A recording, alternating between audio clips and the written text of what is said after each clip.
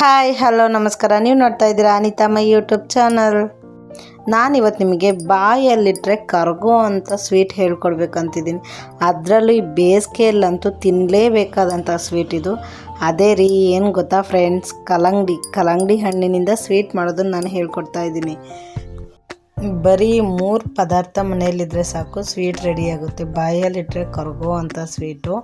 ನೋಡಿ, ನಾನು ಏನು ಚಾಕು ತೊಗೊಂಡಿಲ್ಲ, ಏನೂ ತೊಗೊಂಡಿಲ್ಲ, ಬರೀ ಜಸ್ಟ್ ಕೈಯಲ್ಲಿ ಹಿಂಗಂದ್ರೇ ಎಷ್ಟು ಇದಾಗುತ್ತೆ. ನೀಟಾಗಿ ಬರುತ್ತೆ, ಯಾವ ಚಾಕನೂ ಬೇಡ, ಏನೂ ಬೇಡ, ಅಷ್ಟು ಆರಾಮಾಗಿ ಬರುತ್ತೆ. ನೋಡಿ ಎಷ್ಟು ಸ್ಮೂತ್ ಇದೆ ಅಂತ ಹೇಳಿಬಿಟ್ಟು. ನಾನು ಇದಕ್ಕೆ ಸ್ವಲ್ಪ ಕಲ್ಲಂಗಡಿ ತೊಗೊಂಡಿದ್ದೀನಿ. ಅದನ್ನು ತುಂಬ ಚಿಕ್ಕದಾಗಿ ಕಟ್ ಮಾಡಿ ಇಟ್ಕೊಂಡಿದ್ದೀನಿ. ಬೀಜನೆಲ್ಲ ತೆಗೆದುಬಿಟ್ಟು ಅದನ್ನು ಇವತ್ತು ಜ್ಯೂಸ್ ಮಾಡ್ಕೋಬೇಕು. ಒಂದೇ ಸರಿಗೆ ಆಗಲ್ಲ, 2 ಟೈಮ್ಸ್ ಮಾಡ್ಕೊಂಡಿದ್ದೀನಿ ಜ್ಯೂಸ. ನೋಡಿ, 1 ಟೈಮ್ ಜ್ಯೂಸ್ ಆಯಿತು. ನೆಕ್ಸ್ಟ್ ಇನ್ನೊಂದು ಸರಿನೂ ಸಹ ಅದರಲ್ಲಿ ಕಟ್ ಮಾಡಿ ಇಟ್ಟಿದ್ನಲ್ಲ, ಅದು ಇದು ಸೈಡಲ್ಲಿ ಇಟ್ಟಿದ್ದೀನಿ, ಅದನ್ನು ಸಹ ಹಾಕ್ಕೊತಾ ಇದ್ದೀನಿ. ಈ ರೀತಿ ಸೋಸ್ಕೋಬೇಕು. ನೀವು ಇಲ್ಲಾಂದರೆ ಬಟ್ಟೆಲ್ಲಾದ್ರೂ ಸೋಸ್ಕೋಬೋದು, ಇಲ್ಲ ಕಾಫಿ ಸೋಸೋದ್ರಲ್ಲಾದ್ರೂ ಸೋಸ್ಕೋಬೋದು. ನಾನು ಜರಡಿಯಲ್ಲಿ ಸೋಸ್ಕೊಂಡಿದ್ದೀನಿ. ನಾನು ಇದಕ್ಕೆ ತೊಗೊಂಡಿದ್ದೀನಿ 2 ಸ್ಪೂನಷ್ಟು ಕಾರ್ನ್ಫ್ಲವರ್. ಅದನ್ನು ನೀಟಾಗಿ ಮಿಕ್ಸ್ ಮಾಡ್ಕೋಬೇಕು. ಇದರಲ್ಲಿ ಮಿಕ್ಸ್ ಮಾಡ್ಕೋಬೇಕಂದ್ರೆ ಕಲ್ಲಂಗಡಿ ಜ್ಯೂಸ್ ಇರುತ್ತಲ್ಲ, ಅದರಲ್ಲೇ ಸ್ವಲ್ಪ 1 ಗ್ಲಾಸ್ ಅಷ್ಟು ತೊಗೊಂಡ್ಬಿಟ್ಟು ಅದಿಷ್ಟನ್ನು ಮಿಕ್ಸ್ ಮಾಡ್ಕೊಳ್ಳಿ. ಒಂದೇ ಒಂದು ಗಂಟು ಸಹ ಇರಬಾರ್ದು, ಆ ರೀತಿ ಮಿಕ್ಸ್ ಮಾಡ್ಕೋಬೇಕು. ನೋಡ್ತಾ ಇದ್ರಲ್ಲ, ಈ ಥರ ಇರಬೇಕದು. ಗಂಟಿದ್ರೆ ಏನಾಗ್ಬಿಡುತ್ತೆ, ಚೆನ್ನಾಗಿ ಬರೋಲ್ಲ ಸ್ವೀಟು. ಹಾಗಾಗಿ ಇಷ್ಟಿದ್ರೆ ಸಾಕು. ಇದನ್ನು ಸೈಡಿಗೆ ಎತ್ತಿಟ್ಕೊಳ್ಳೋದು. ಮತ್ತು ಅದು ನಾವು ಆವಾಗಲೇ ಜ್ಯೂಸ್ ಮಾಡ್ಕೊಂಡಿದ್ವಲ್ಲ, ಅದನ್ನೊಂದು ಬಾಣಲಿಗೆ ಹಾಕ್ಕೊಂಡಿದ್ದೀನಿ ನಾನು ಆಲ್ರೆಡಿ. ಹಾಕ್ಕೊಂಡ್ಬಿಟ್ಟು ಒಂದು ಸ್ಟವ್ ಮೇಲೆ ಇಟ್ಬಿಟ್ಟು ಅದಕ್ಕೆ ನೆಕ್ಸ್ಟು ಸಕ್ಕರೆ ಹಾಕ್ಕೋಬೇಕು. ಒಂದು ಬೌಲಷ್ಟು ಹಾಕ್ಕೊತಾ ಇದ್ದೀನಿ ನಾನು. ಅದನ್ನು ನೀಟಾಗಿ ಮಿಕ್ಸ್ ಮಾಡ್ಕೊಳ್ಳಿ. ಒಂದು ಸ್ವಲ್ಪ ಅದು ಸಕ್ಕರೆ ಕರಗೋವರೆಗೂ ಅಷ್ಟೇ ಸಾಕು. ನೆಕ್ಸ್ಟ್ ನಾವು ಕಾರ್ನ್ಫ್ಲವರ್ ಮಿಕ್ಸ್ ಮಾಡಿಟ್ಟಿದ್ವಲ್ಲ, ಅದನ್ನು ಸಹ ಹಾಕ್ಕೊತಾ ಇದ್ದೀನಿ. ಅದನ್ನು ನೀಟಾಗಿ ಮಿಕ್ಸ್ ಮಾಡ್ಕೊತಾ ಇರಬೇಕು. ಅದು ಗಟ್ಟಿ ಆಗ್ತಾ ಬರುತ್ತೆ, ಅಲ್ಲಿವರೆಗೂ ಮಿಕ್ಸ್ ಮಾಡ್ಕೊತಾನೇ ಇರಬೇಕು. ತೋರಿಸ್ತೀನಿ ನೋಡಿ. ನೀವೇನಾದ್ರೂ ಈ ಟೈಮಲ್ಲಿ ಬಿಟ್ಬಿಟ್ರಿ ಅಂದರೆ ಏನಾಗುತ್ತೆ, ಗಂಟು ಆಗ್ಬಿಡುತ್ತೆ, ಚೆನ್ನಾಗಿ ಅನಿಸಲ್ಲ ಅದು. ಹಾಗಾಗಿ ನೋಡ್ತಾ ಇದ್ರಲ್ಲ, ಇಷ್ಟು ಗಟ್ಟಿ ಆಗಬೇಕು. ಇನ್ನೂ ಸ್ವಲ್ಪ ಗಟ್ಟಿ ಆಗುತ್ತೆ. ಅದು ನೀವು ಈ ಥರ ಸ್ಪೂನಲ್ಲಿ ಎತ್ತಿದ್ರೆ ಏನಾಗುತ್ತೆ, ಜಲ್ಲಿ ಬರ್ತಾ ಇರುತ್ತೆ. ಹಾಗೆ ಬರೋವರೆಗೂ ಸ್ವಲ್ಪ ಬೇಯಿಸ್ಕೊತಾನೆ ರೀ. ಅದು ಫುಲ್ಲು ಹುರಿನೂ ಜಾಸ್ತಿ ಇಡಬಾರ್ದು, ಸ್ವಲ್ಪ ಮೀಡಿಯಮ್ ಫ್ಲೇಮಲ್ಲೇ ಇಟ್ಬಿಟ್ಟು ಹುರಿನ ಈ ಥರ ಮಾಡ್ಕೊಳ್ಳಿ. ನೋಡಿ, ಈ ಥರ ಆಗಿದೆಯಲ್ಲ, ಹೀಗಾಗಬೇಕು. ಇನ್ನೊಂದು 2-3 ಮಿನಿಟ್ಸ್ಗೆಲ್ಲ ಆಗೋಗುತ್ತೆ ಇದು.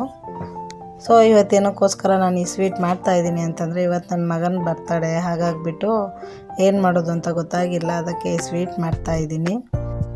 ನೆಕ್ಸ್ಟ್ ಇದಕ್ಕೆ 4 ಏಲಕ್ಕಿ ಪುಡಿ ಮಾಡಿ ಇಟ್ಕೊಂಡಿದ್ದೆ, ಅದನ್ನು ಸಹ ಹಾಕ್ಕೊತಾ ಇದ್ದೀನಿ. ಇವಾಗ ಕಂಪ್ಲೀಟ್ ಆಗಿದೆ ಇದು. ಇವಾಗ ಅದನ್ನು ಮಿಕ್ಸ್ ಮಾಡ್ಕೊಂಡ್ಬಿಟ್ಟು ತೋರಿಸ್ತಾ ಇದ್ದೀನಿ ನೋಡಿ. ಇಷ್ಟು ಹದಕ್ಕಿದ್ರೆ ಸಾಕು, ಈಗ ಆಗಿದೆ ಅಂತ ಹೇಳ್ಬಿಟ್ಟು. ಇದನ್ನು ಒಂದು ಇದಕ್ಕೆ ಹಾಕ್ಕೊಳ್ಬೇಕು. ಇವಾಗ ಬಾಕ್ಸಿಗೆ ನಾನು ಇದರಲ್ಲಿ ಡೆಕೋರೇಟ್ಗೋಸ್ಕರ ಆ ರೀತಿ ಹಾಕಿದ್ದೀನಿ. ಅದ್ರ ಮೇಲ್ಗಡೆ ಹಾಕ್ಬಿಡ್ಬೇಕು.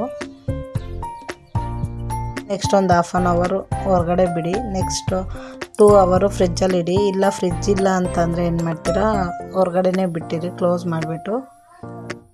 ಸ್ವಲ್ಪ ಲೇಟ್ ಆಗುತ್ತೆ. 2 ಅವರ್ ಆದಮೇಲೆ ಫ್ರಿಜ್ಜಿಂದ ತೆಗೆದಿದ್ದೀನಿ. ನೋಡಿ ಯಾವ ರೀತಿ ಇದೆ ಅಂತ ತೋರಿಸ್ತೀನಿ. ಚಾಕು ಸ್ಪೂನ್ ಯಾವುದೂ ಬೇಕಾಗಲ್ಲ ಇದನ್ನು ಹಾಕೋದಕ್ಕೆ. ಜಸ್ಟ್ ಪ್ಲೇಟಲ್ಲಿ ಹಾಕ್ಬಿಟ್ಟು ಹಿಂಗೆ ಬಾಕ್ಸ್ ಎತ್ತಿದ್ರೆ ಸಾಕು, ನೀಟಾಗಿ ಬರುತ್ತೆ. ಅದು ತೋರಿಸ್ತಾ ಇದ್ದೀನಿ ನೋಡಿ. ಫುಲ್ಲು ಎಷ್ಟು ಚೆನ್ನಾಗಿರುತ್ತೆ ಇದು ಅಂತಂದರೆ ಹೇಳೋದಕ್ಕೆ ಆಗ್ತಾ ಇಲ್ಲ. ನನಗೆ ಹೇಳ್ತಾ ಇದ್ರೇ ತಿನ್ನಬೇಕು ಅನ್ಸುತ್ತೆ, ಅಷ್ಟು ಸ್ಮೂತ್ ಇದೆ ಇದು. ನೋಡಿ, ಕಟ್ ಮಾಡಿಬಿಟ್ಟು ಸಹ ತೋರಿಸ್ತೀನಿ ಯಾವ ರೀತಿ ಬಂದಿದೆ ಅಂತ ಹೇಳ್ಬಿಟ್ಟು. ತುಂಬ ಟೇಸ್ಟಿಯಾಗಿರುತ್ತೆ.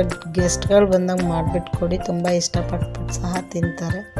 ತೋರಿಸ್ತಾ ಇದ್ದೀನಿ ನೋಡಿ, ಎಷ್ಟು ಸ್ಮೂತ್ ಇದೆ ಅಂದರೆ ಬಾಯಲ್ಲಿಟ್ಟರೆ ಹಾಗೇ ಕರಗೋಗುತ್ತೆ, ಅಷ್ಟು ಸ್ಮೂತ್ ಇದೆ ಇದು. ನಾನು ಸಹ ಇದೇ ಫಸ್ಟ್ ಟೈಮ್ ಟ್ರೈ ಮಾಡಿದ್ದು. ತುಂಬ ಚೆನ್ನಾಗಿ ಬಂದಿದೆ, ಹಾಗಾಗ್ಬಿಟ್ಟು ಶೇರ್ ಮಾಡ್ತಾ ಇರೋದು. ಚೆನ್ನಾಗಿ ಬಂದಿಲ್ಲ ಅಂದಿರೇನು ಶೇರ್ ಮಾಡ್ತಾ ಇರಲಿಲ್ಲ ನಾನು. ನೋಡಿ ಎಷ್ಟು ಈ ಬೇಸಿಗೆಗೆ ಮಾತ್ರ ತುಂಬ ಒಳ್ಳೆ ಸ್ವೀಟ್ ಇದು ತಿನ್ನೋದಕ್ಕೆ. ಕಲ್ಲಂಗಡಿ ತಿಂದು ಬೋರ್ ಆಗಿರೋರಿಗೆ ಈ ಸ್ವೀಟ್ ಮಾಡಿಕೊಡಿ, ತುಂಬ ಇಷ್ಟಪಟ್ಬಿಟ್ಟು ತಿಂತಾರೆ. ಒಂದು ಸಾರಿ ಟ್ರೈ ಮಾಡಿ. ಐ ಹೋಪ್ ನನ್ನ ವಿಡಿಯೋ ಎಲ್ಲ ನಿಮ್ಗೆ ತುಂಬ ಇಷ್ಟ ಆಗಿದೆ ಅನ್ಕೋತೀನಿ. ಇಷ್ಟ ಆಗಿದ್ರೆ ಲೈಕ್ ಮಾಡಿ, ಶೇರ್ ಮಾಡಿ, ಫ್ಯಾಮಿಲಿ ಫ್ರೆಂಡ್ಸ್ ಜೊತೆ ಸಬ್ಸ್ಕ್ರೈಬ್ ಆಗೋದು ಮರಿಬೇಡಿ.